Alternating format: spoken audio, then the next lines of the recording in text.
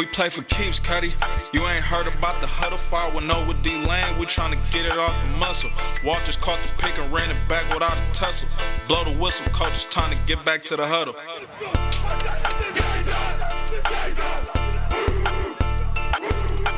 Welcome to the 510 Huddle. We back again, wrapping up week 8 of the NFL.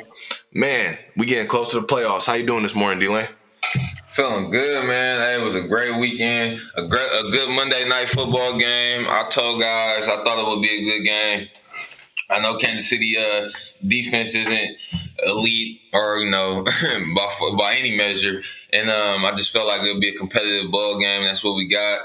I think I was watching it with a friend of mine, and I just looked over about 4 minutes left. It was 17-17 or 14-14. And I just asked him, I was like, man, who you think going to win this game?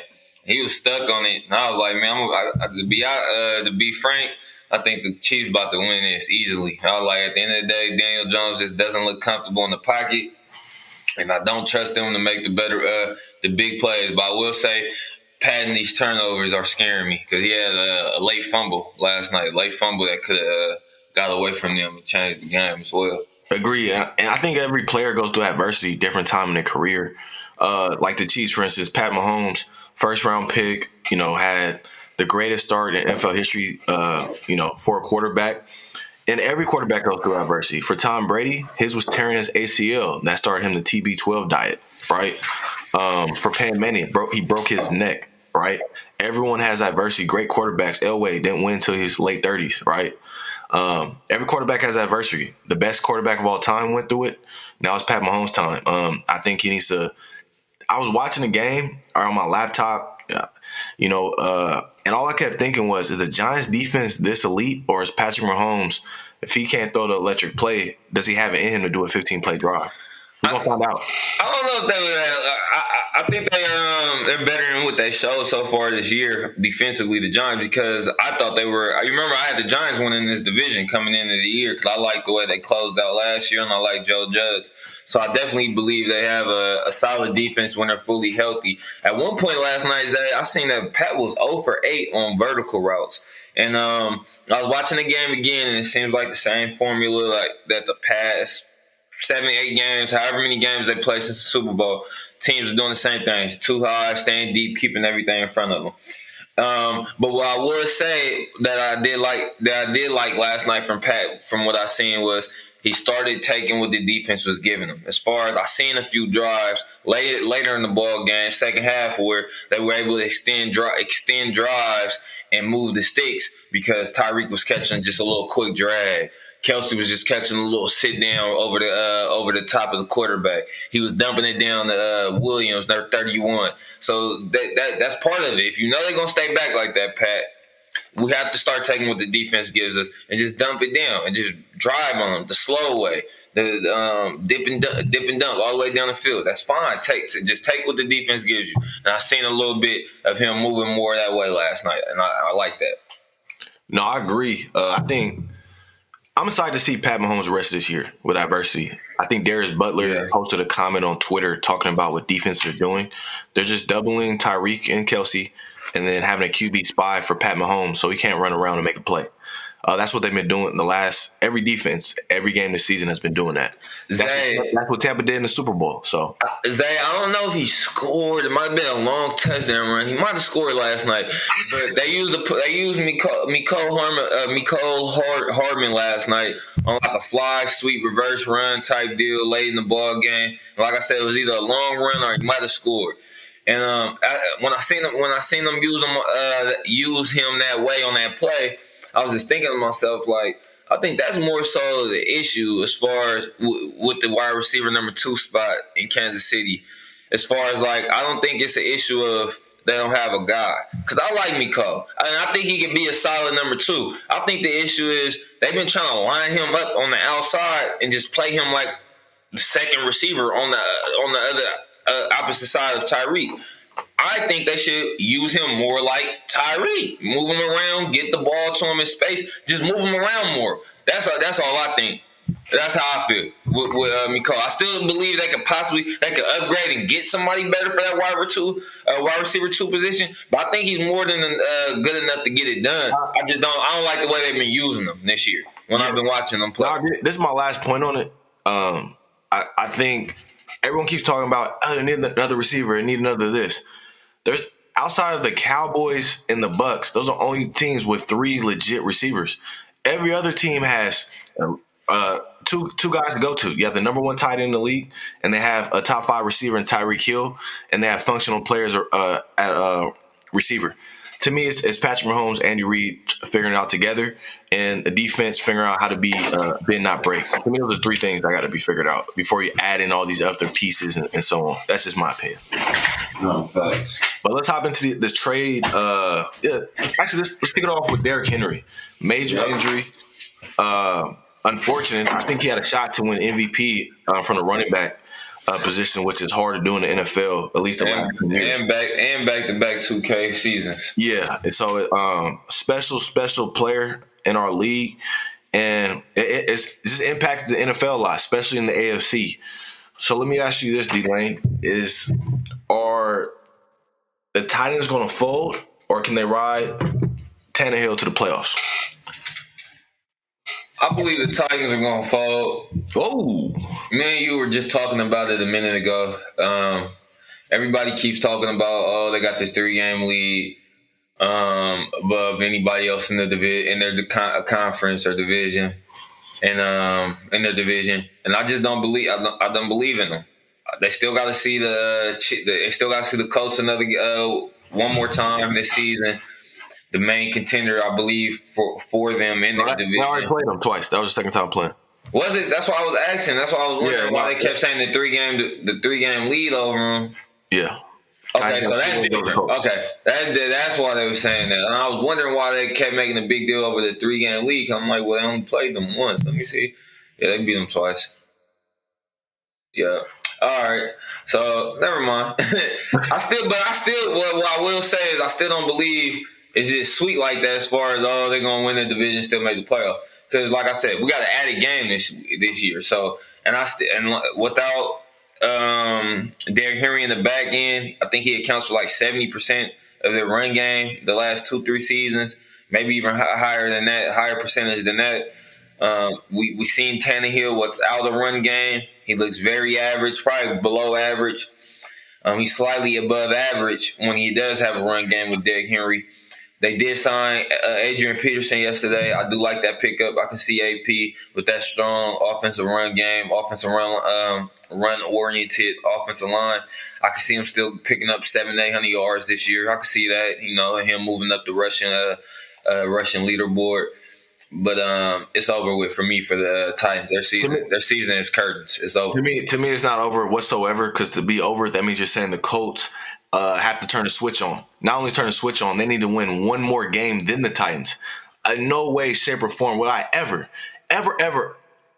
put any stock in Carson Wentz finishing a full season and leading his team to the playoffs. Not that team. I think they had an opportunity to beat the Titans. They're not better than the Titans. Even with a hurt foot, Derrick Henry that game, they lost in overtime. I just don't see the Colts winning more games the rest of the season. I think there will be a 7-8 win team. But for the Titans to collapse, that means they're losing. They still play the Texans again. They still. I was about to say that. Is that whose schedule are you looking at? The Texans the Colts or the? I'm looking at the Titans, and they play the Jaguars. Okay. They have the Texans, Jaguars. They have the Niners on here. They play the Texans twice and Jaguars and Dolphins. That's 4 more wins, right there. That puts them at 9. So that means that they still have to play the Rams. Let's say they lose against the Rams. Yeah, they got the Rams. They got the Patriots, the Saints. Again, those are all to me flip a coin games. To me, they're going against the Rams. You're going to lose. That's a hard game. Exactly. The Patriots, that's a 50-50 game. The Niner game is a 50-50 game. Same with the Steelers. So to me, for the Titans to collapse, you're pretty much telling me they're going to win 2 more games the rest of the year. You saying the Titans without, and mind you, Julio's not healthy, so that's another dynamic here because AJ been getting. I can't say that the Titans are going to win. You're telling me, D-Lane, the Titans are going to win 2 more games the rest of the year. No. You're telling me the Titans is a 50-50 game without Derrick Henry against the Steelers. That's what you're telling me. Yes. Nah, you crazy as hell. Steelers gonna rock them, boy. I'm That's not even a Steelers December fan. 19th. Let's see if I'm Big not Ben even a is even Steelers still fan. playing. Big Ben But has hold never on, finished the season. I want to look at the Colts schedule. So they got the Jet. Oh my, they got the Jets and Jacksonville the next 2 weeks. Okay. Then they got the Bills and the Bucks. So that's 2 L's. But then they got the Texans. Then they got a bye. Then they got New England. That's 50-50. They still got Jacksonville again. Then they got the Raiders and the Cardinals. Yeah, so it might be currents for them. They got 4 more losses. You're telling They got 4 more losses. They done. Yeah. Mate, and that's I'm saying you're counting on Carson Wentz being healthy and performing well. Like I'm more so counting on the surrounding. You saw how Carson lost that game, right? He threw one. No, for sure. Picks out. I seen it, and I seen them last week when I seen them duel out with Lamar a couple weeks ago. And I understand with Derrick Henry being gone. I understand that the Titans are not going to be as good. They're going to lose a lot. But I guess my faith is coming from I got a belief in I like the coach. I like the coach the last 2 years, and I told you that on pod. It's been on wax on the podcast. I think they're just a quarterback away because I love Taylor's progression. They running back Jonathan Taylor. They got two backs with him and Hines. I like their defense still. Their offensive line is still top 5 in the game. Man, when Carson got a clean pocket, and you got to mind you, T.Y. was out. Paris, their top 2 corners over there is out for the Colts. Excuse me. So when he's healthy, got a clean pocket. Of course, that's a perfect situation, and no, that's not always ideal. You can't always have that in the NFL. I get that, but when Carson has a clean situation around him, he still can perform, and he's shown that so far in flashes this year. But like I said, my faith in the Colts is more so in the surrounding talent, and not Carson, because I like the team. To me, I like the team. To me, they're a better version of the Broncos. That's how I look at them. Until they have a quarterback, they're a better version of the Broncos. Now, they're 3-5, right? You see the teams they've beaten. They don't have any big wins on their. They've beaten the Niners. They've beaten. What's they beaten? I think they beat Jacksonville. Yeah, they don't have any big win. So my stock. I told you last year, Carson Wentz. I'm out on him. So, and in that weak division too, like they're in a terrible division, and they can't win more games. That's pitiful. So, but just look at the AFC playoff picture. The Colts right now are the 12th. So they have a worse record than the Broncos, Browns, Chiefs, Patriots, who are all ahead of them. They're only better right now than the Jets, Jags, Texans, and Dolphins. That sounds about right to me. The Browns? No, I said to me in the AFC, the Colts are ranked the 12th best team and record-wise. Oh, okay. They're only above the Jets, Jaguars, Texans, and Dolphins, who we would say are the worst teams in the AFC by a long mile. Yeah, that's about right. And then ahead of the Colts is the Broncos, right? I would say the Broncos are worse than the Colts, but right now they have a better record. The Browns, the Chiefs, and the Patriots are ahead of the Colts in the AFC. To me, that's right where they should be. They're around the Broncos, Colts, and talent level. No, that's about right. Yeah. Now, let's kick over to the other conference, the NFC. The Rams, they're trying to win the whole shebang this year. Big trade, second and third round pick to the Broncos for Von Miller. What's your thoughts on that trade? I think I was telling the coach yesterday at practice. I was like, man, I'm not even a Rams fan. I don't think you have to be a Rams fan to be a Sean McVay fan. Like, I feel like since he's been there, year in, year out, he just drops his nuts and says, I'm going all in for it. I'm going all in. I'm going pushing all my chips in the middle of the table, and we're going for a Super Bowl. You gotta love that type of mentality from the top, from your head man. So they go all in, go get a dominant pass rusher, and Von Miller. I think they said since Aaron Donald's been in the league, nobody's had more QB pressures. I believe the stat was than Donald. Donald was number 1. Number 4 on that list was Von Miller. So there you go. They got the number 1 and number 4 guy when it comes to attacking the quarterback and putting pressure on that quarterback in the last 5-10 years. I love the move. The defense was already talented. It just got more talented. And Jimmy Garoppolo, Kyler, and who else is in that division? Who else? Stud quarterback. Well, Russ coming back. And Russ, Gino, y'all be on notice, man, because the Rams, they are not playing with nobody. Yeah, I don't think I don't really look at the conference as a competition anymore. I just look at the Tampa Bay Buccaneers as their competition. I think we're starting to figure out who the top 3 teams, top tier teams are in the NFL. So you don't think the Cardinals is legit no more after one loss? No, my thing with the Cardinals always been their coach. I don't trust their coach. So when they have a winning record late in the season, that's new territory for him. How does he's never gave a speech to a team with a winning record. Think about that. No, I feel you. No, that makes total sense. Has never gave a speech to a team with a winning record as a head coach. He doesn't know how do you write that speech up? So that makes sense. And not to go off topic, but I just look at the Rams, Tampa, and Bills as a clear-cut best 3 teams. All have a quarterback, all have a coach, all have a defense. There are only 3 complete teams in the NFL to me. The Cardinals' weakness to me is Cliff. I don't know what you are, Cliff. And until you prove, I'm not buying your stock. But back to the Rams, I think the Rams, I love what they're doing. I love the aggressiveness. I think I saw someone say it's a little too rich for me to trade a 2 and a 3. What are you saving your 2 and a 3 for? To develop a backup corner? No, you're trying to win the Super Bowl. Sean McVay hasn't had a losing record for a single season as a coach. He won a playoff game last year with a backup quarterback in an away game.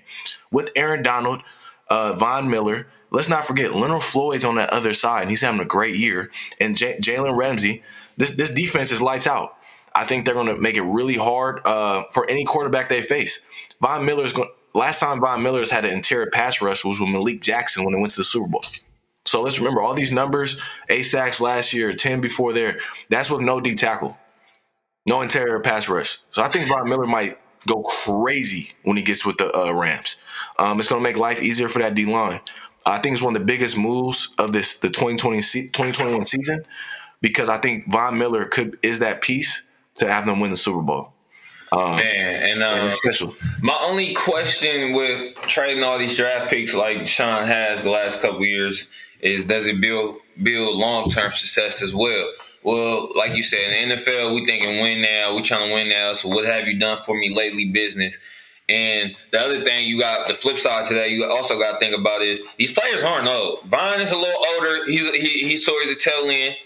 Von is, but Aaron Donald, and I'm talking about the impact players on defense here. As far as players, I'm talking about. Aaron Donald's only 30, still in the middle of his prime, smack dead, and then Jalen is only like 25, 26. He's still scratching his prime right now. So I think it does kind of set up for future success, because the guys still have another 5, 10 years, or at least 5 years to play. Aaron Donald for sure. Jalen probably another 5, 10 years. Von, a couple years left. But they do need to start hitting on some of these draft picks, keeping some of this draft capital, drafting players and developing them as well. Because I can't think of many players that has been developed under Sean McVay. I would say they're accurate. I mean, their corner, 31 Williams was a great find in the draft last year, a legit starting corner for them. But to me, I'll send this article to you. Les Snead talked about how his scouting department, they did research and pretty much showing that only 30% of first-round draft picks hit. So, I mean, 70% of the time you have a wasted roster spot and wasted cap on your team. 70% of the time.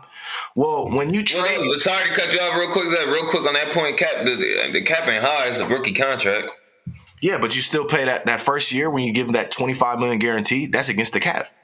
What's how high in the first you draft him? But go ahead. You know, it is. Like, first year, like, for instance, Trevor Lawrence has a $25 million cap hit this year. Now, the rest of the years, he has like a 4 to 8. Right. Gotcha. So that first year is the major cap hit. Again, that's only the top 10 picks, though. Only top 10 picks. Gotcha. And but to go back, they did research and they said they realized that all you need to use your draft picks for is depth. And what wins and what matters in the NFL is how many impact players you have on your team. Right? If you have an impact player on your offensive line, at quarterback, 3 on defense, right? That's all you need, and you can build the rest. I think they've been proving that, again, by not having a losing record since Sean McVay got there, and by winning playoff games, been to a Super Bowl. Now they're primed to do it again. I think Bill Belichick is really good. He's always traded away picks. To me, picks are overrated. Look at the Dolphins, 1 million picks in the world. They're a fucking shit show this year. I'm not a big believer on picks unless you're Isaac with the Baltimore Ravens. Let's true. Yeah, they're one of that draft well. Yeah. there's two teams. Ozzie Newsome retired, so you have the Ravens and the Chargers. The two best drafting teams in the NFL. I'll also put the Packers in that category. There's a list. And Steelers too, especially when it comes to receivers. Yeah, right. So with developing. But let's be honest. If you don't have one of the top five, actually, go ahead, Zach. Go ahead. I was just saying, if you don't have one, just like quarterbacks and coaches, if you don't have a top 5 GM, trade that shit away for impact players. That's my philosophy.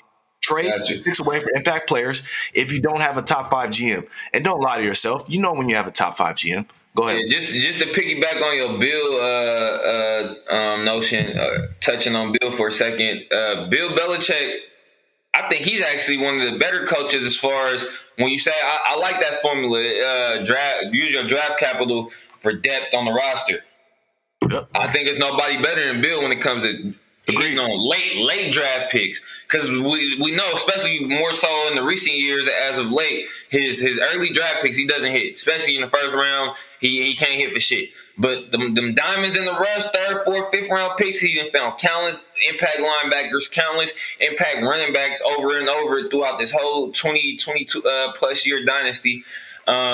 So I definitely like the formula. I like the article, everything you just said from Snead, the GM, and McVay's thinking over there for the Rams.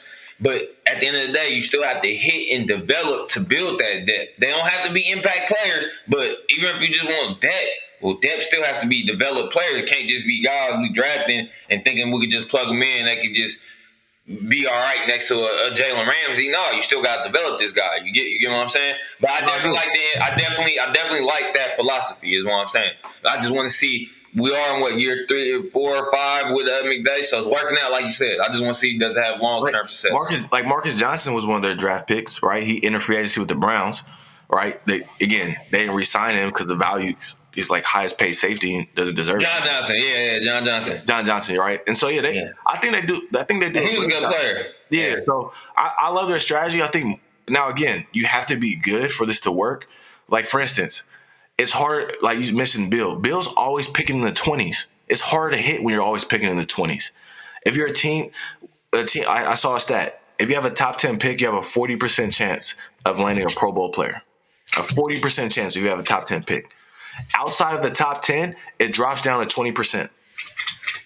So that's why Ozzie Newsome is special because he hits on picks in the 20s because the Ravens are always in the playoffs, right?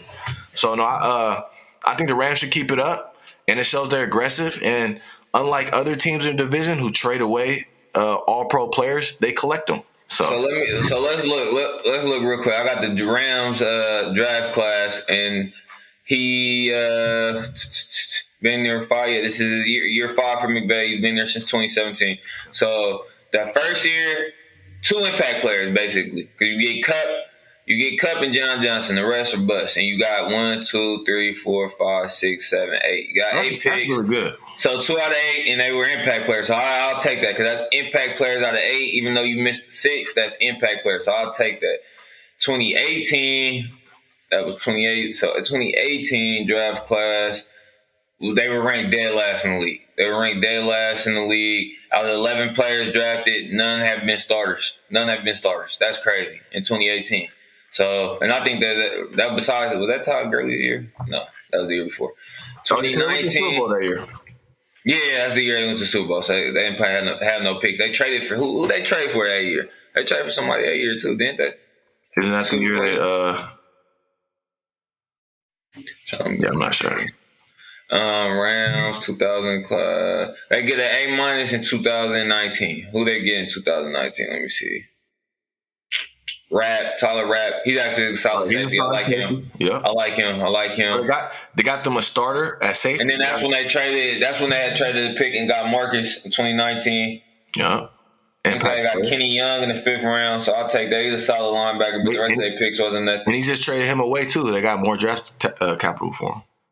Mm-hmm. So, 2019 draft, they got him 2 starters, a starting running back in the 3rd and a starting safety.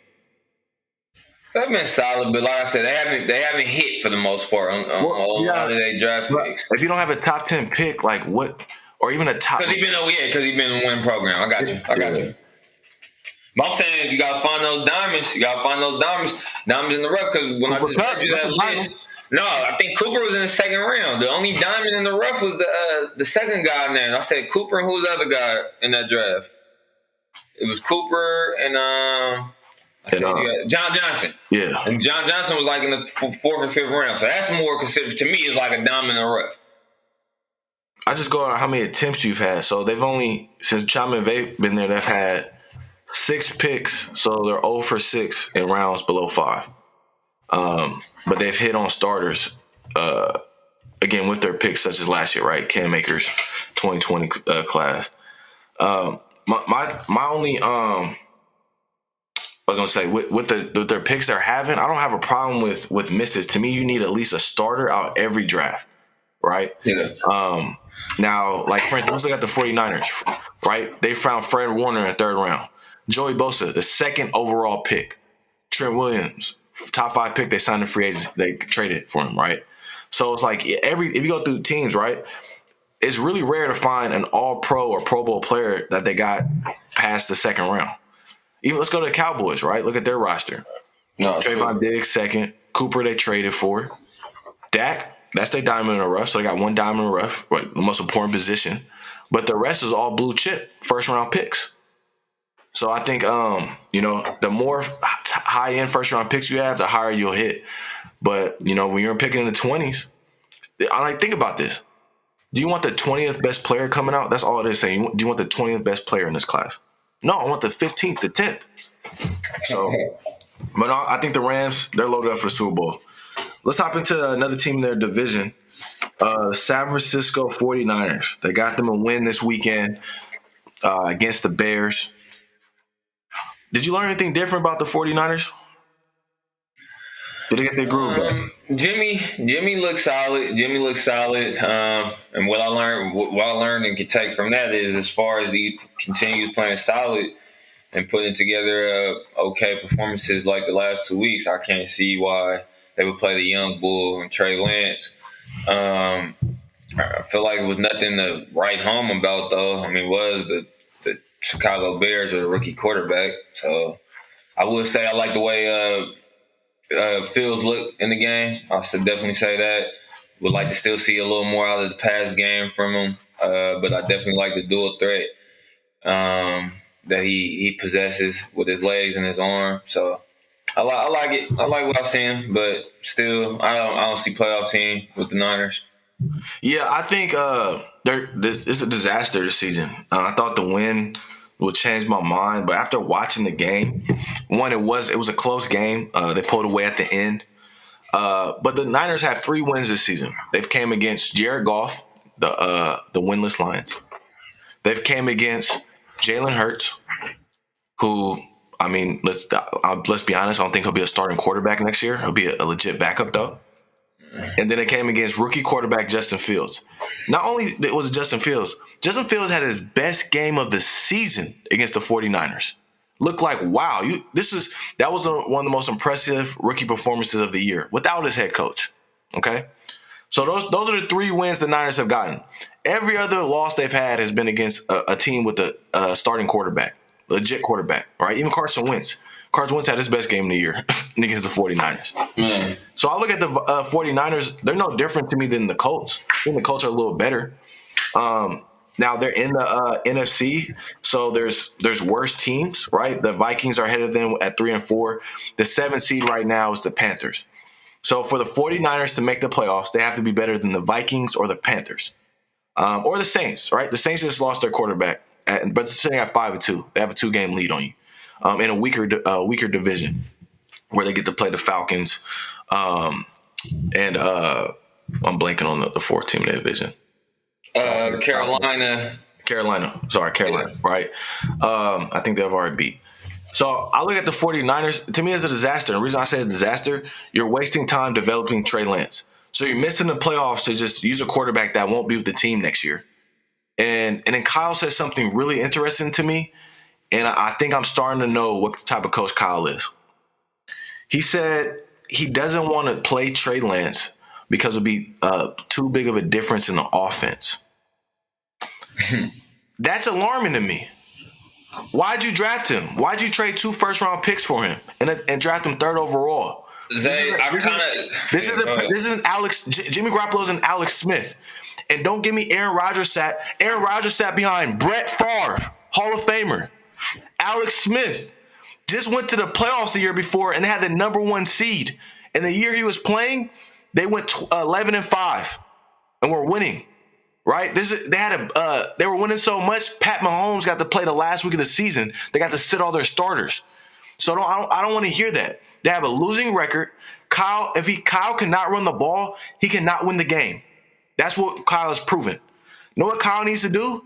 Go try to be the Baltimore Ravens head coach then. I think that'll be that's what you need to run.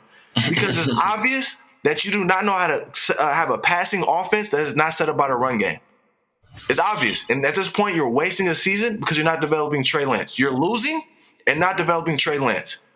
So I don't believe it's more so an issue of implementing the off or put two different offenses like he said. It's more so the fact that he has to implement it mid-season. Of course, like I said, some of it, Trey Lance stuff and packages are in because he got drafted to the team. But like we've been saying from the beginning of this thing, Jimmy was his quarterback. So majority of the stuff that he probably wants to do, the offense that he wants to run with Trey, isn't in, Zay. So I feel him on. That's tough to just, all right, we're going to go with the young guy here, and now we're going to implement his offense. We see the growing pains that Fields has been going through with them, Nagy and the company trying to implement the offense for him versus the pocket quarterback and Dalton and everybody else they had before Fields. And look at Fields' first game. He had negative passing yards, I believe, when you count the sacks. So what's wrong with that? What's wrong with that? Isn't that development? That's terrible. I mean, I'm just saying he's been starting for 4 or 5 weeks now. He just finally had his best game, and he didn't even throw for over 200 yards. He threw for 175. That's what you're building off. When you draft a quarterback, you're developing them. So the first start looked completely different than start 5. So imagine what start 12, 13, 14, 15 is going to look like. That's why you need the starts under your belt. So when you go into this offseason, Justin Fields will know exactly what he needs to work on as an NFL QB. When Trey Lance goes into this offseason, he will have no fucking clue what to work on because he'll have one start under his belt. I got you. I feel you on that. That's why to me it's a disaster. Like this, every quarterback is playing and they're building off. They have games to build off. Right? And not ready. To me, that's just a bullshit excuse for a losing coach. And he's trying to save his ass with Jimmy G to have a best shot of winning. And that's terrible. That is terrible.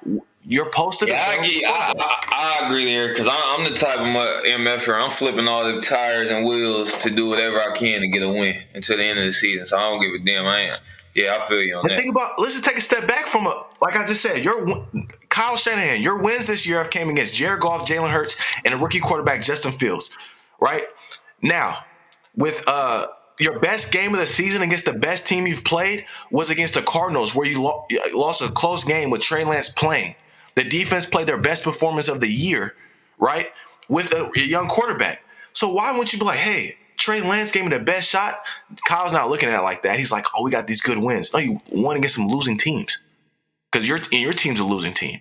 So, again, I guess the gods are blessing Kyle Shanahan. You know, Khalil Mack was out this game. They didn't have their head coach against the Bears. Now they're getting the Cardinals with no Kyler Murray. So it's lining up perfect for him to make the playoffs, right? He's going to get his next win against another backup quarterback. Who's the backup quarterback for the Cardinals? Let's see. Because that's all the Niners need to keep doing is play terrible quarterbacks and they'll win. Any quarterback they play that's respectable, they lose.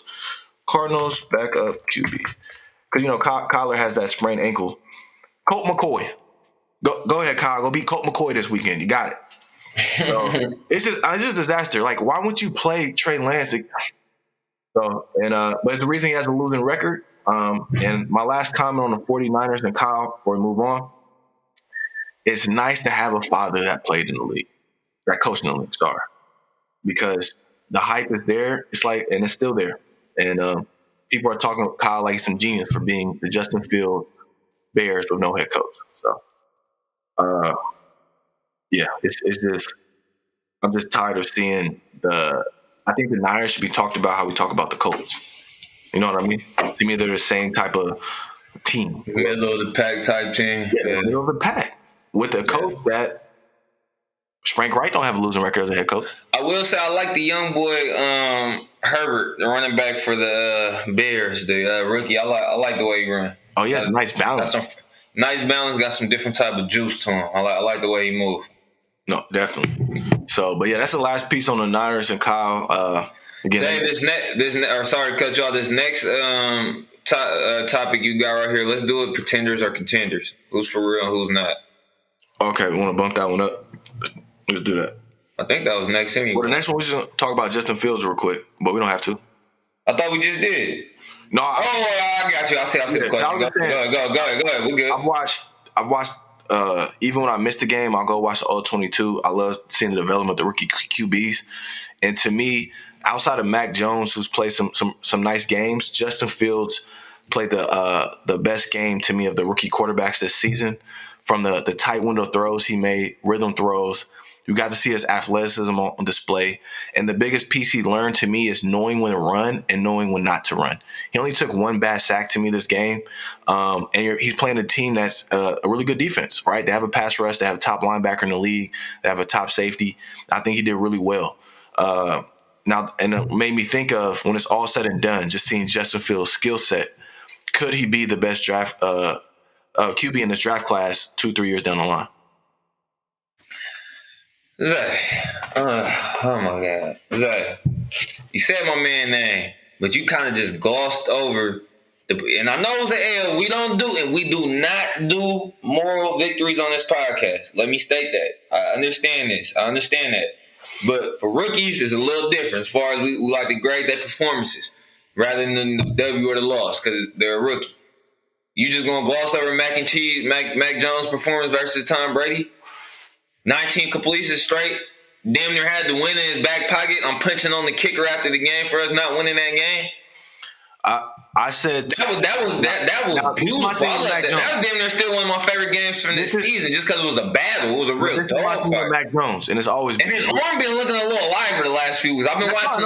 This has always been my standpoint, Mac Jones. How much better can he get?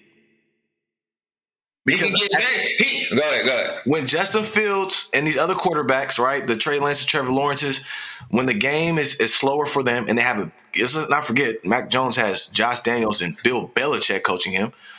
When they get more talent and better coaches, let's see how they respond and how they play. Because on Mac Jones' best day, he can't do what Justin Fields can do, but Justin Fields can do whatever Mac Jones does. Now, go ahead. I'm just saying, and throwing like. He made a throw yesterday that was a liner. Mac Jones cannot make that throw a day in his life.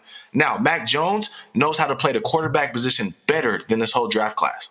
That's a fact. Better. Fact. He doesn't have more tools. He doesn't have more tools. And when you say not the same. And when you say can he get any better, I believe he can get better. Why? He's on a rookie contract. 2, he got one of the best coaches ever. 3, they do not have a true number 1. They don't really have a true. I don't like none of their receivers. To be honest, Bourne is okay. We know about Aguilar.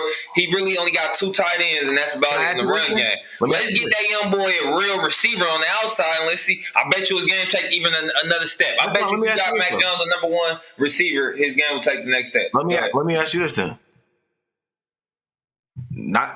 Tom Brady doesn't count. He's the best ever. Name me a quarterback that can't move. That's a top quarterback in our league. That can't move. That's or similar athleticism to Mac Jones, and his name's not the best quarterback ever. I'll wait. Derek Carr. I said top 10. Derek Carr, but Derek Carr ran Stafford can move a little bit, but Stafford. Fuck out of here, that we're not saying it like Derek Carr. No, I said Mac Jones is a 5 flat. He's literally he can do it from the corner. I've seen enough. Doesn't matter. I've seen enough. He can dart you up from in the pocket. You're telling me Mac Jones has potential to be top 10 with his skill set? I'm not saying that. No, we're just saying who's going to be the best out of this division. I mean, out of this class. And you're saying Mac Jones? And I'm saying because of this organization, the setup around him. Let's bet right now. We can put money on that. Even though I like Justin Fields, I like Justin Fields, but I like the organizationally and the structure around him. I believe Mac is in a better situation to succeed than Justin Fields is. Yeah, I think Matt is. If you want Kirk Cousins long term, that's Matt. So I'm taking the guy that could be the Dak Prescott, Deshaun Watson, and so on. I'm taking Justin Fields. with a worse O-line, coach that would be fired, and he'd still be able to progress game in and game out. So I'm taking that, and was all said and done, Justin Fields will be a better quarterback than McCorkle Jones. You talking about progressing week in, week out? I don't think this man's averaging 150 a game in that. We have to watch the game. Watch the game. You can't stat back. You can't stat watch. It doesn't matter. At the end of the day, what you say, right? Quarterback got to with the other ball from the pocket. He's not delivering time in. But I'm watching every single game. That's what I said. That's like completion percentage getting better. His completion percentage was around 55 just a week or two ago. But he's getting better. I'm watching weekend throws he makes inside the pocket. Bro, it's not just saying like, oh, you passed for 300 yards, the light switch went off. No, it's watching, can you run the offense? Can you make tight window throws? Can you evade the sack? How's your pocket presence? There's so many things you have to work on week in, week out. Like, for instance, Trevor Lawrence, he's starting to be able to look the safeties off of every throw week in, week out. So you're starting to see more tight sideline throws from him. That's not showing up in the stat box. Like, for instance, the stat box showed that Jimmy Garoppolo had an 80-yard touchdown pass. No, he didn't. He threw a 1-yard screen pass and Debo took it. We can't always watch the stat box. We got to watch the throws. Let me see.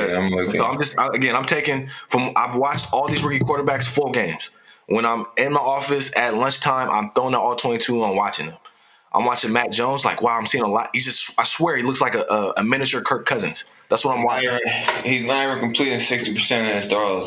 That's fine. That's fine. Hey, you want a Kirk Cousins? I'm shooting. I want an athletic. I would take a Kirk Cousins. Do you know what Mac reminds me of? A slightly better. I feel like his ceiling is a slightly better version of Kirk Cousins. And I'll take that any day of the week. I wouldn't. Kirk Cousins himself is already good enough. Kirk is good enough to get you there. That's fine. He don't got that it to put you over the top. I understand that. I want to win a Super Bowl. This young boy has that it. I like mac and cheese. Good for you. I like mac and cheese. I don't like McCorkle Jones. He's McCorkle Jones. I don't like him. I want to win a Super Bowl. I want to win a Super Bowl. And so if you like mac and cheese, you ain't gonna do it with Nagy and Fields. You got a better chance with mac and cheese and Bill Belichick.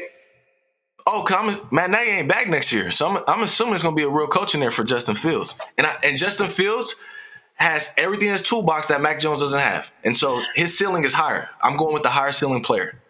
All right, we got it on the pod. I'm not putting no money on a Kirk Cousins player. That's just, you don't want to win when you say that. Just say I want to be a 10-win team. He a better version of Kirk. His ceiling higher than Kirk. You win 9 or 10 games a year, and you won't win any Super Bowl. No, I see more like 12, 13 games a year. Kirk Cousins lost to Jimmy G in the playoffs. You're in contention every year.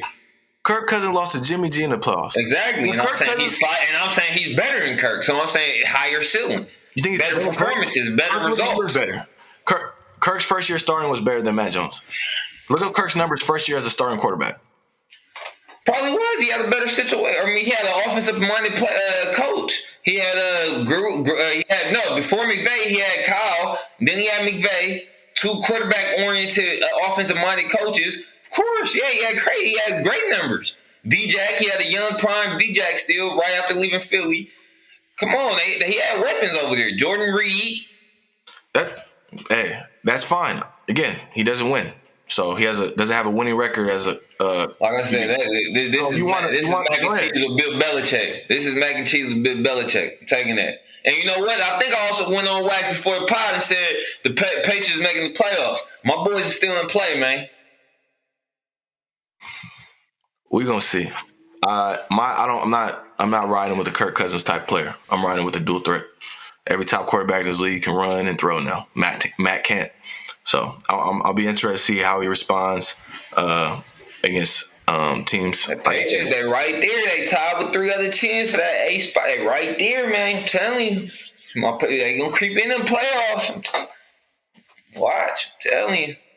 They might. I mean, they have the Dolphins and the Jets in their conference. So that's 4 wins. All right? Find a way to win another 4. You're at 8 wins. It's probably going to take 9, 10 to get it in. Right? They flipped the game against the Chargers. So they probably could. But I think that's more building that defense. They have the 6th-ranked defense right now. So, yeah. But that's just me. But, yeah.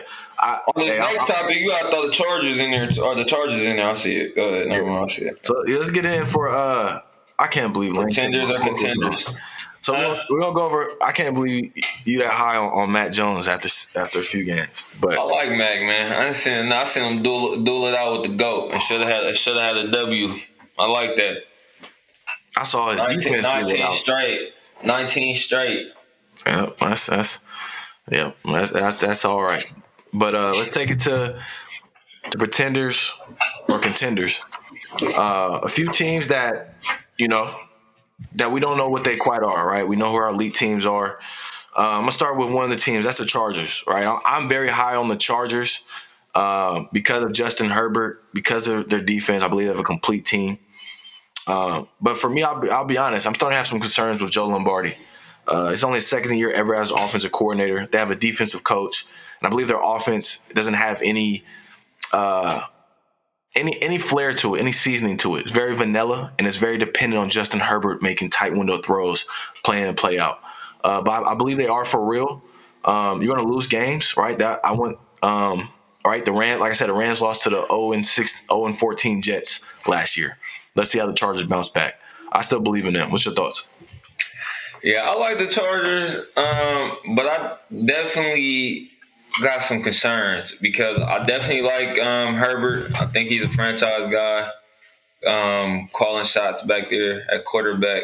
But the last few weeks, teams have made it difficult on him and his offense, especially the Patriots. I love the scheme and what Bill Belichick had game plan wise on the defensive side of the ball against them this past week.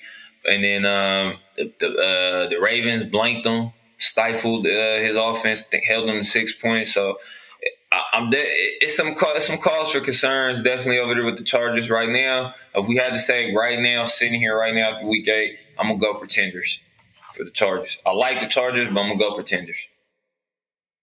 I got you. Yeah, they're coming off 2 back-to-back L's, so we're gonna see. And I told you early on, you were speaking on their defense line. They still performing well. They cool. I told you I wasn't seeing enough in their defense. They gave a 42 against the Browns. This is just the last 3 weeks. 34 against the Ravens, and they just gave up 27 against the Patriots, who you was just talking about. They ain't got weapons, they ain't all that with mac and cheese. So I'm just saying, telling you, I said it early on after like week 3 or 4 when they was undefeated and you was high on the Chargers. I said, I ain't seen enough in the defense. Both of them boys ain't flashed enough for me.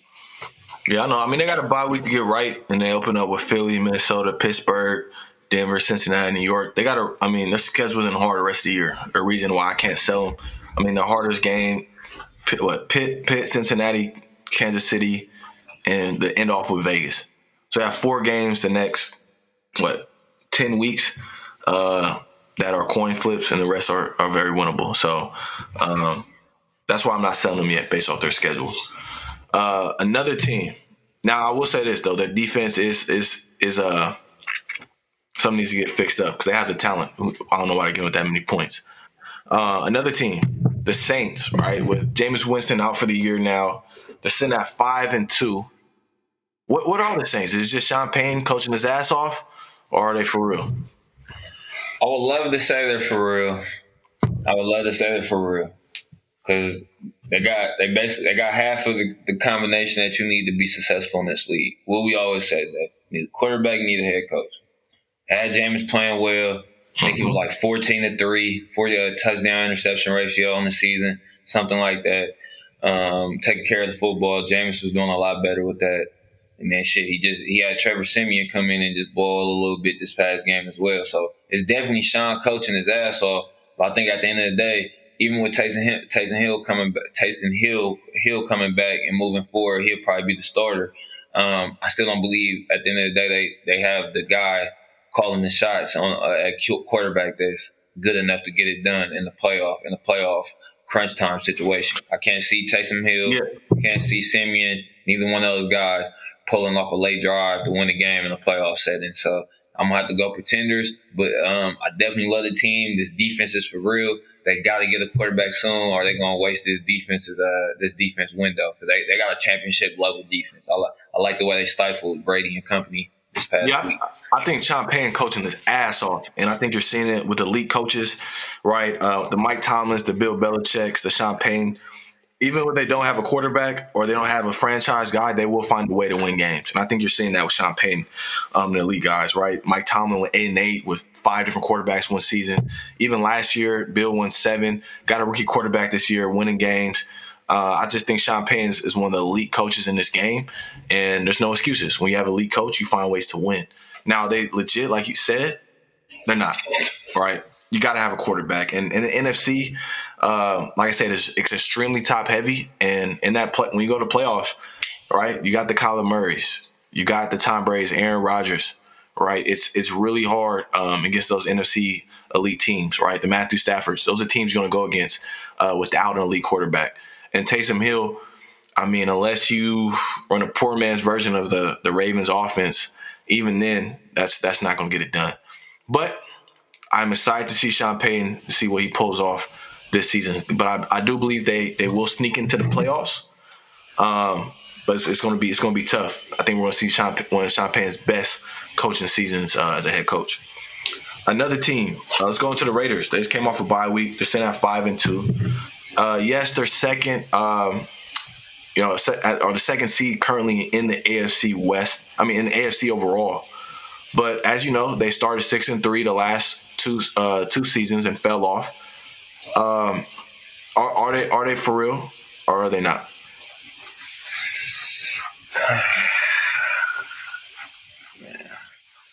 I'm gonna say for real. Because the offense is explosive enough. You guys can do it on the ground. You got the big play guys in the pass game as well with Waller and Ruggs, especially Ruggs up top. Waller working the immediate game. Crosby and the boys on the other side of the ball, causing havoc up front. You guys get turning the ball over, so that's a winning formula on defense. I like them. It seems like you guys got like a new spunk under this new coach. What is it? Rich Sadi or something like that. Biscaya. Yes. I said Biscaya, not Biscaya. Coach Rich. But yeah, I definitely like the direction you guys are going right now, and I think you guys are balanced enough on both sides of the ball to get it done to be a contender. But that's me saying that right now, as of right now, after week 8. But I do need to see you guys close the rest of the season. Yeah, I agree. There's two things I looked at, right? Obviously, there's biases when you have your favorite team, but there's two pieces of stats that winning teams do. One, they protect the football. The Raiders have a plus 11 turnover ratio, which is 6th in the league. They had for the last 2 seasons, they finished at this time of the year, they had a minus. They're in a negative category for turnover ratio. So that just means you're winning games at barely winning games every game, right? And the next piece to me that stood out was we have a pass rush. The Raiders still are first in pressures, even with the bye week. To me, that stood out. If you can continue to get after the quarterback, and with Casey Hayward, Nate Hobbs playing really well in the secondary, Jonathan Abram and our rookie Morrig being starting players, right, making plays, I think the Raiders can make the playoffs. My concern is this, though, and for the first time ever, it's not the defense pass rush. What happens when we play a top coach, an Andy Reid, Brandon Staley, a coach that's better than ours, and will we get outcoached? Will the Raiders get outcoached? That's my only concern, right? Yes, we can talk about John Gruden, this and that. But John Gruden's time with the Raiders, he did figure out ways to win those big games or a game against a tougher opponent you weren't supposed to win. Going into Mile High last year, right? Opening night against the Baltimore Ravens.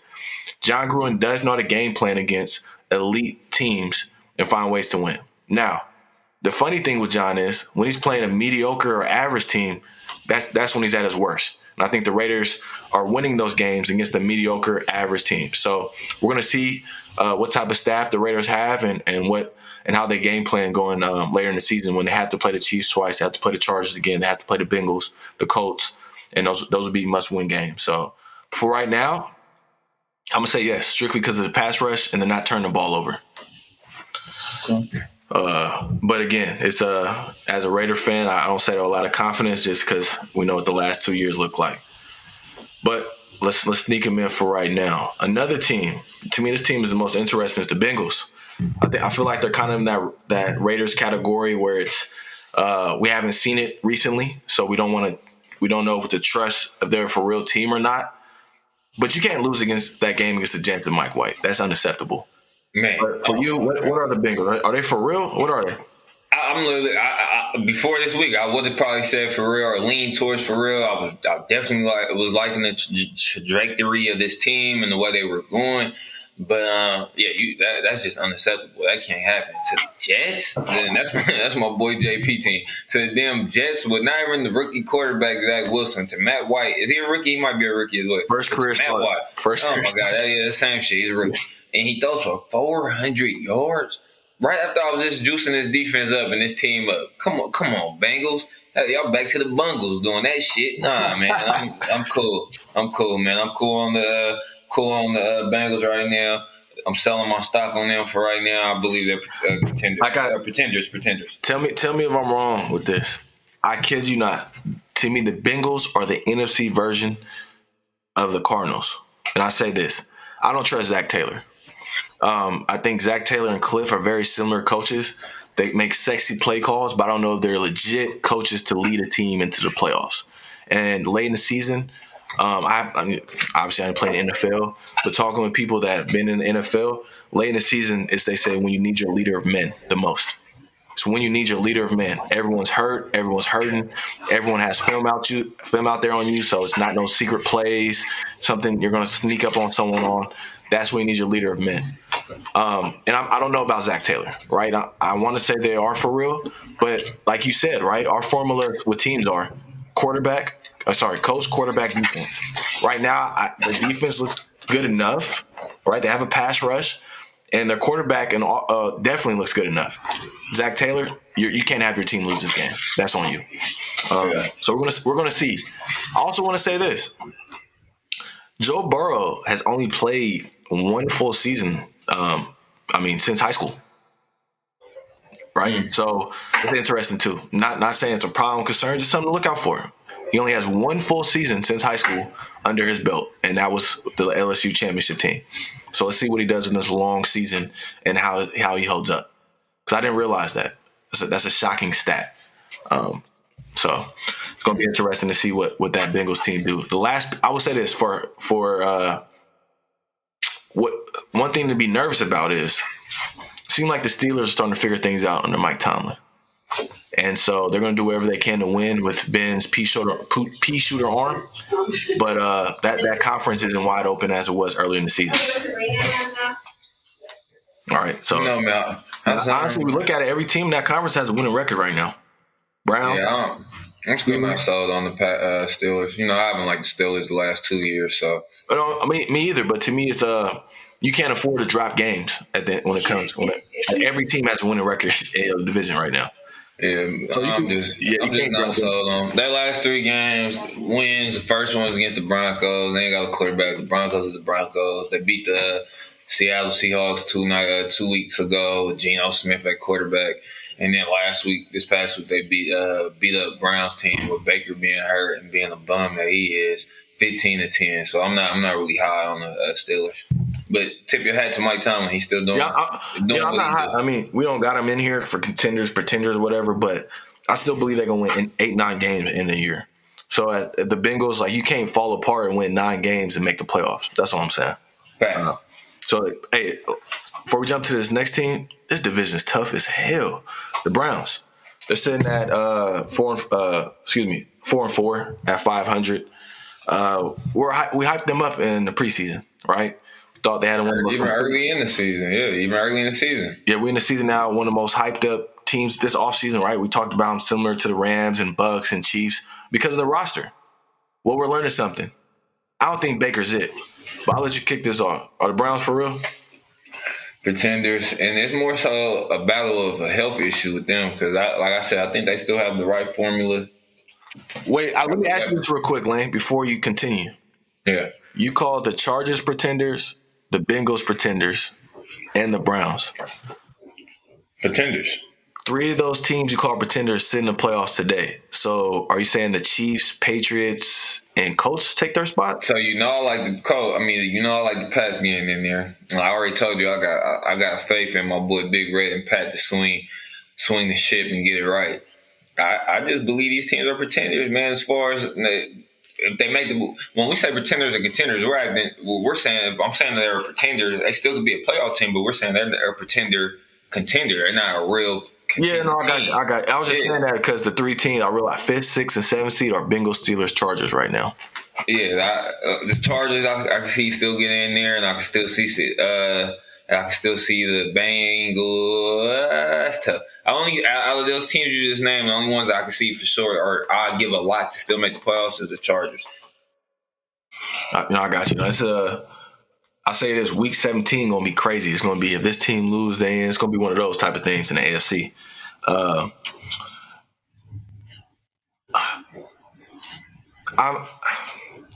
I'm selling my Brown stock. It's sold. I cashed it in. I think they have a good coach.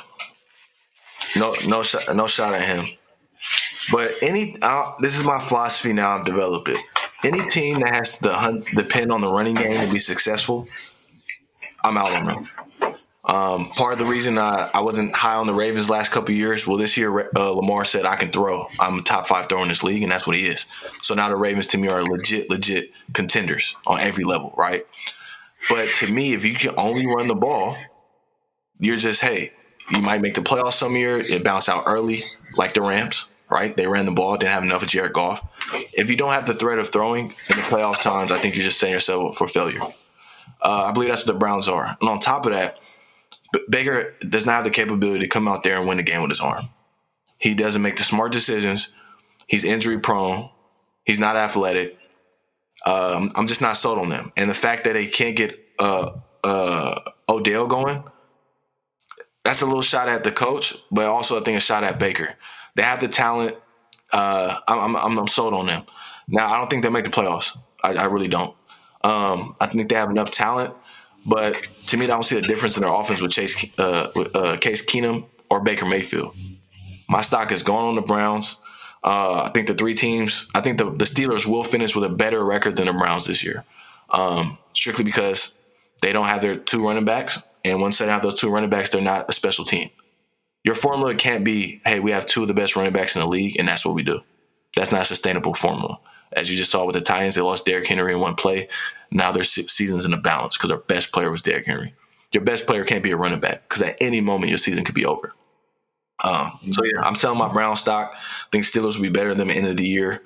But yeah, that's a siding AFC. The last team, I think we got one more team on there. Vikings. Pretenders for me. I think the Zimmer era is about up. Just need a new voice in there, man. I like them. Feel like they still got some pieces. Dalvin Cook, Justin Jefferson. They need to get a new quarterback. I think they need to rebuild on the 2 most important positions to the team: quarterback and coach. Yeah, they're definitely pretenders. The Vikings are always a weird team because you see the box scores, you're like, damn, the offense is explosive. Dalvin Cook, Kirk Cousins, Jefferson, Thielen. Their defense is just very inconsistent. And then when you don't have a top 5 quarterback, all it takes is Kirk's going to have 3 to 4 games every season where you're like, what the fuck? Then the rest of the season, you're like, wow, this is what we want at quarterback. So you mix that in with a questionable defense and 3 to 4 games of Kirk shitting the bed. That you get you get 9, 10 wins at best. So I got they're definitely pretenders. The bottom of the AFC, right? I mean NFC. If you look at it, right? Packers, Cardinals, Cowboys, Bucks, Rams, contenders. The Saints, Carolina, no, they're in the 6th or 7th seed. Vikings, no. Niners, no. Falcons are 10th, no. Your Eagles are still in it. That's how bad the bottom of the NFC is right now. Man. So if you're the 6th and 7th seed to me are wide open. Now, the Saints are 5-2. So if Sean Payton just finds ways he can go if he goes 500 the rest of the season, he wins 10 games. So he just needs to find a way to go 500, split the rest of his games, he's in the playoffs. So you really got Panthers, Vikings, Niners, and Falcons all fighting for one spot, and they all have a losing record right now. So. Yeah, I'd be down laughing if my Eagles make the playoffs, man, because we're an absolute shit show. We might be the epitome of pretenders because all we do is beat up on bad football teams. That's all we do. Like, I was not impressed this past week versus our beat down on the Lions. We did what we were supposed to do. damn all that. I want to see us actually have action versus playoff contending football teams. I don't like beating up the shit of the litter. It's nothing to brag home about. Hey, but you gotta enjoy the W's, man. Like you just saw, just lost to the Jets. They're not happy Monday. True.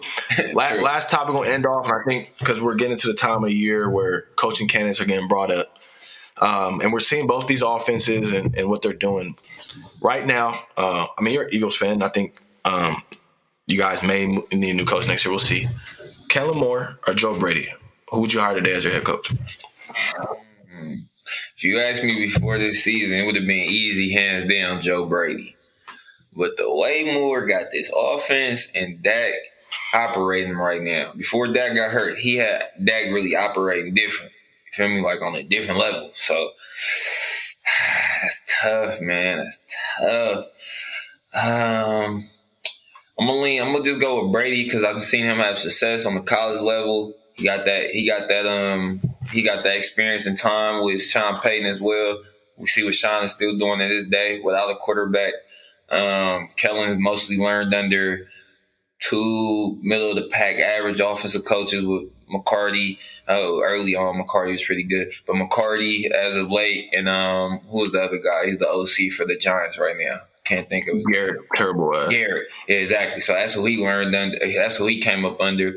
And I've seen Brady have success with early on this season with Darnold, and then last year he had Teddy Two Gloves balling. And like I said, I seen him do it in college as well. So I'm gonna lean towards Brady, but I definitely like the way Kellen Moore's been looking.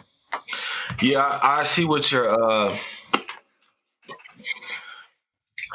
If you asked me for the season, I definitely would have said Joe Brady too.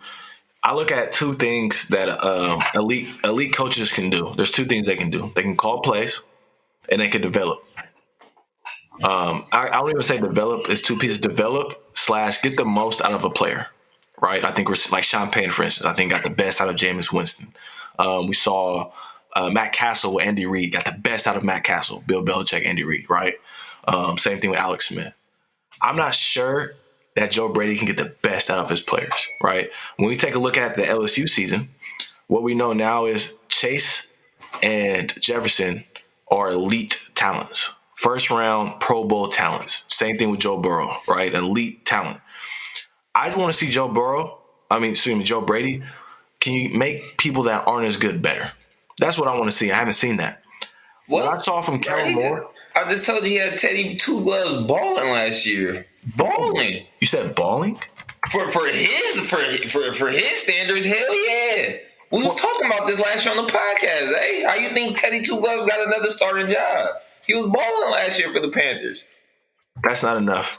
I'm gonna tell you what stuck out to me. Kellen Moore won a game with Cooper Rush, first time starter. That's not his first time starting. He started a couple games for them. It's his second career start. But he's also been in that system for 3 years. That's different. Brady had Teddy last year for 1 year, and then, like I said, that was his first year getting Teddy. I'm taking Kellen Moore because everyone that's under him is getting better, right? Joe Brady, you guys, Robbie Anderson's not having a good year. Sam Darnold is not looking good, right? We thought maybe he can look better under you. It's not looking good, right? I want to see something different with Joe Brady. Like, can you make Sam Darnold look different? No, I haven't seen that yet. Before the last couple of games, they started out 3-1. They started out 3-1. He was balling. Sam Darnold was, and then I'm looking at Teddy's numbers right here. Lane. The season's okay. I got you. I'm saying from last year for Teddy's numbers. Teddy 15 touchdown passes, 11 picks. 11 touchdowns. Well, damn near 70% completion percentage and damn near 4,000 passing yards. That's crazy for Teddy. He damn near doubled his passing yards, and he's never thrown for 70% until this year, and he done that last year. Hey, Joe Brady, man. I'm going with Joe. I'm not. That's not impressive with Teddy Bridgewater to me. To me, I'm seeing Kellen Moore improve Dak Prescott. I seen him with Rush win a game, right? And on top of that, I'm seeing. I think the biggest piece to Kellen Moore that I like now, and I'm realizing this. You brought up Jason Garrett, Mike McCarthy. Actually, part of his system came from Chris Pearson, Boise State days. That's why you're seeing more explosion plays. Garrett doesn't do that. So I think you've seen Kellen Moore come to his own. All I'm saying is I want to see Joe Brady offense look different when you don't have the best college football team on paper ever. That's all, right? And I thought I would see, again, the reason I was so high on the Panthers is because of Joe Brady. They're sitting at 4-4, and they're not getting better. Again. No C-Mac. 4-4 again with no C-Mac. And last year, mind you, that good season I just said that Teddy Two Gloves had last year, for most of the season they had no C-Mac as well. But go ahead. So, again, Joe, can your offense look better without all the bells and whistles? Elite play callers can. That's all I want to see. So I'm taking Kellen Moore because to me he's a better coach and we've seen more. Well, I don't care about we understand this last year because before this season, everything wasn't all bells and whistles for Kellen because last year Dak was hurt. And what we see from that offense with the same talent, the same group of receivers. We didn't see this last year from this offense with the same talent on offense. Did they add anybody this year on offense? No.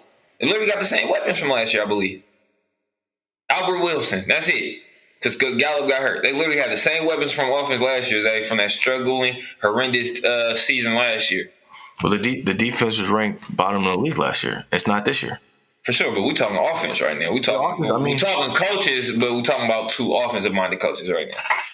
No, you're right. I'm taking I think he was functional. I'm taking the guy I've seen do it on both levels with different. I don't care about college. That's my new. I don't care what you did in college at all. I don't. This NFL. Okay. This is not. I mean, people don't. It's not the college NFL. We don't do that anymore. This is. Name me a coach that came from college in recent that's done one in the NFL. I'm taking the guy that's done it on both levels and learned under Sean Payton, one of the best coaches ever, and one of the best coaches that's still doing it right now. Joe Lombardi's been the QB coach for Sean Payton the last 5 years. How's that Charger offense looking? That's on him. Okay. It doesn't rub off the right way. All I'm saying is this: the hype came from the LSU season. I don't let I'm 2 years of proof where I'm not seeing dynamic. So that's all I'm trying to say. Like Kyle Shanahan. I don't know what 1 year you was watching last year. I seen dynamic. I like the way Matt Rule and them looked last year, especially without Christian McCaffrey. That was an impressive 4 games. They were competitive.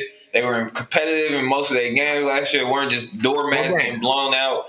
I like the way Joe Brady's been looking so far in the league. Yeah, I just can't hype up a coordinator that's probably going to have a second losing season. That's just me. I'm going Dabo, Kellen Moore, Joe Brady. I need to see something. Shit, that won't be the first time we've seen that shit. LaFleur got the head coach job of a staple franchise, the Packers, after having a 27th ranked offense with the Titans. So anything's possible, my friend. You're right. But also, Fleur has coached in the NFL longer. Yeah, well, we see Brady's track so far the last couple of years. He's on the fast seat. He looks like he's next up. So he could be next up, but also he could be also another Zach Taylor. We're gonna see. So, damn, we've been a minute on this pod. Hour to 12. Yeah, we did. Yeah. It's a good pod. Yeah, sorry. We gotta get back on our I said Friday picks. I won't be available Friday. We gotta start doing those picks next week. We can do it. Yeah, just let me know. We'll figure it out because I know that it's a hectic week for my guy. My guy getting married, man. So, yes, sir. Hey, just know Lane coming suited and booted, man. I got my fit, man. Tell them on them. They ain't messing with me, man. I'm coming dressed to the T. Now I'm ready to see all the fits and everyone enjoy that open bar. Yeah, so I'm getting lit. You already know wifey. You know what's going on with wifey right now. So that's my drink in your hand the whole night. Exactly. That's my DD. That's my designated driver. She already know what time it is. Oh, there we go. Time to have fun. Yes, sir. Yeah, all right, brother. Have a good day, man. All right, you too, bro. Here we go.